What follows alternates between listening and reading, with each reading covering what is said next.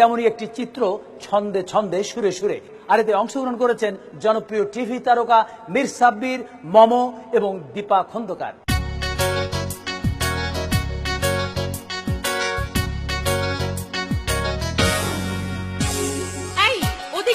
ওদিকে না, অন্যদিকে চলো। অন্যদিকে যাবো কেন? কি হয়েছে বলো? ওই যে ওই যে দেখো ওখানে, ওই যে শাড়ির দোকানে পাশের ফ্ল্যাটের ভাবি, দেখলে আমার নিজেকে মনে হয় অভাবী।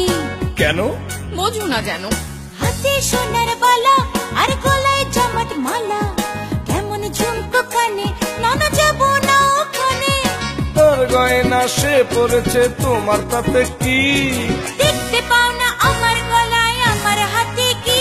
ওসব গয়নার কাছে বলো, আমার এই চিকন চেনের কোনো মূল্য আছে বলো? কোনো মূল্য আছে?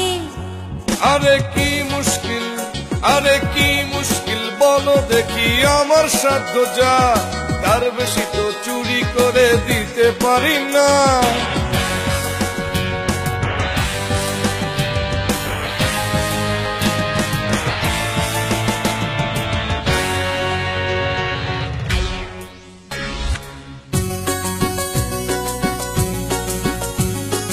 আরে ভাবি, কি সর্বনাশ!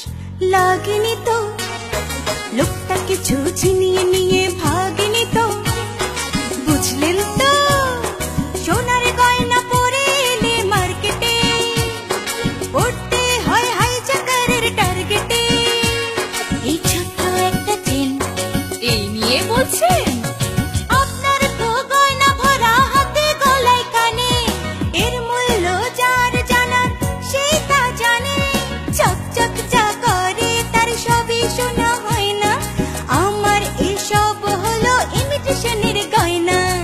শুনলে? এবার বোঝো, নিজেরটা রেখে কেবল অন্যেরটা খোঁজো। অন্যেরটা